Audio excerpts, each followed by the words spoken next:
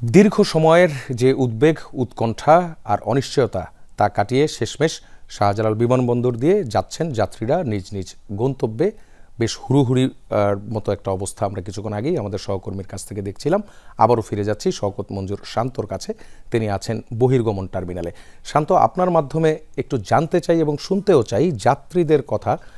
সেটি হচ্ছে যে শেষমেশ তাদের উদ্বেগ, উৎকণ্ঠা এবং অনিশ্চয়তাটা কাটলো, এখন তারা যাচ্ছেন, কেমন অনুভব করছেন এবং সব মিলিয়ে পরিস্থিতিটা ঠিক আছে কিনা এখন পর্যন্ত। সাফা, এখানে কিন্তু একটা মিশ্র একটা প্রতিক্রিয়ার অবস্থা আমরা দেখতে পাচ্ছি। দীর্ঘ সময়ের একটা অপেক্ষার পরে তারা যাত্রা করতে পারছেন। আমরা দেখতে পাচ্ছি যে আসলে ট্রলি নিয়ে প্রত্যেকজন যাত্রী যারা রয়েছেন তারা বিভিন্নভাবে চেষ্টা করছেন তাদের কোন গেটে তারা যাবেন এবং কিভাবে তারা তাদের চেক ইন করবেন সেটা নিয়ে এখন একটা হুড়োহুড়ির একটা সময় কিন্তু আমরা দেখতে পাচ্ছি। এবং এখানে একটা প্রত্যেকটি গেটেই এমন একটা জটলা সৃষ্টি হয়েছে যেখানে যাত্রীরা তাদের অবস্থান নিয়ে আসলে সন্দিহান, তারা আসলে কিভাবে কোন ফ্লাইটে উঠছেন অথবা তাদের ফ্লাইটটি কোন গেটে রয়েছে। শেষ মুহূর্তের যে একটা জায়গা থাকে সেখান থেকে আমরা এই ধরনের একটা দৃশ্য দেখতে পাচ্ছি। আমরা একজন মুরব্বীকে দেখতে পাচ্ছি যিনি হয়তো বা খুব সুন্দর সৌদি আরবের দিকে যাত্রা করার একটা নিয়োগ করেছেন। আপনার ফ্লাইট কয়টায় ছিল, এখন কি অবস্থা? আমার ফ্লাইট হলো দুইটায়। দুইটায়। এখন কি সেই সময় কি পরিবর্তিত হয়েছে? না, পরিবর্তন হয়নি। তাহলে আপনার খুব একটা ভোগান্তি হয়নি? না, আলহামদুলিল্লাহ। আমরা দেখতে পাচ্ছিলাম যে তার ফ্লাইট রাত 2টায়, যেহেতু আমরা রাত 11টা থেকে ফ্লাইটের পরিবেশটা দেখতে পেরেছি যে চেক ইন শুরু হয়েছে, সেই অনুপাতে বলতে হয় যে যাদের ফ্লাইটগুলো রাত 1টার পরে তাদের বড় একটা ভোগান্তির জায়গা তৈরি হয়নি। আমরা একটা পারিবারিক ছবি নেওয়ার দৃশ্য দেখতে পাচ্ছি। তারা হয়তো বা বিদেশ যাচ্ছেন, সেই ক্ষেত্রে পারিবারিক যে ছবি সেটি তারা তুলে নিচ্ছেন।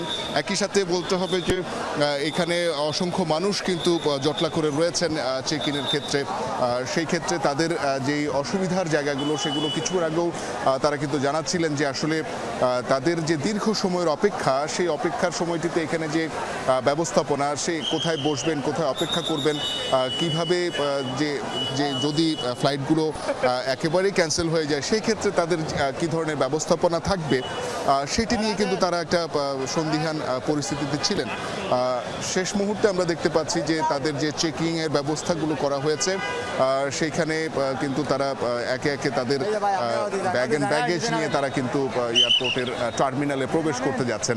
আমরা একটু বোর্ডটি দেখাতে চাই, যে বোর্ডে আসলে পরবর্তী ফ্লাইটগুলো কখন কয়টায় কোনটা চেক ইন হচ্ছে বা বোর্ডিং চলছে সেটা কিন্তু জানানো হচ্ছে। ফ্লাই দুবাইয়ের যে ফ্লাইটটি রয়েছে সেটি 11টা 15 মিনিটে ছেড়ে যাওয়ার কথা থাকলেও সেটি কিন্তু এখনও দেখাচ্ছে যে সেটি বোর্ডিং প্রসেসে আছে। অর্থাৎ যাত্রীর সাধারণ সবাই যে আসলে একই সময়ে উপস্থিত থাকতে পারছেন সেটিও কিন্তু এখানে বলার অপেক্ষা রাখে না, যে এখানেও কিছুটা জটিলতা হবে। অর্থাৎ রিশিডিউল হওয়ার পরও যাত্রীদের উপস্থিতি নিশ্চিত না করে আসলে ফ্লাইটগুলো ছেড়ে যাওয়ার সুযোগ তৈরি হবে না, সেক্ষেত্রেও কিছুটা দেরি হতে পারে।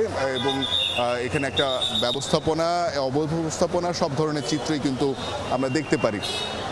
এবং এখানে বলতে হবে যে আসলে যাত্রী সাধারণ যারা এখানে উপস্থিত রয়েছেন তারা কিন্তু তাদের সুবিধা অসুবিধা প্রত্যেকটির কথাই বলছিলেন। এবং বড় যে বিষয় সেটি হচ্ছে বড় একটি অগ্নিকাণ্ডের ঘটনার পরে অচল অবস্থার পরবর্তীতে আবারও বিমান সচল হচ্ছে, ফ্লাইটগুলো উড্ডয়ন হচ্ছে, এটি বড় একটি আশার কথা।